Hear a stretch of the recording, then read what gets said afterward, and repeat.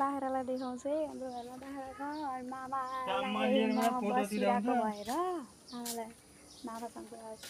कति फोटो मामा यता हेर्नु त हाई गरिदिनु त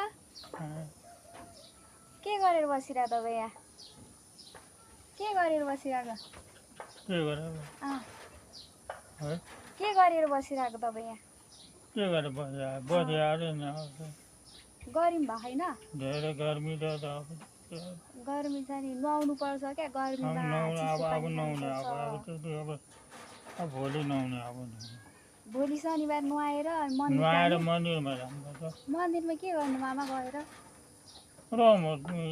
गाना हुन्छ बाजा बाजा हुन्छ भिडियो लगाएको छ त्यहाँ माथि त्यहाँ फाइन छ त्यहाँ फाइन त पुरै छ। ए त्यहाँनिर भजन कीर्तन गाउँछ हो यत्रो मादल छ नि अँ त्यो दुईवटा त्यो पनि छ त्यो यति यति यति हुन्छ गानाको त बाजा पनि छ नाच्नु पनि त मन्दिरमा ए रमाइलो हुन्थ्यो नि त। ए हो अब त्यो पूजामा नि जे पनि प्रसादी खाने भइहाल्छ त्यहाँबाट।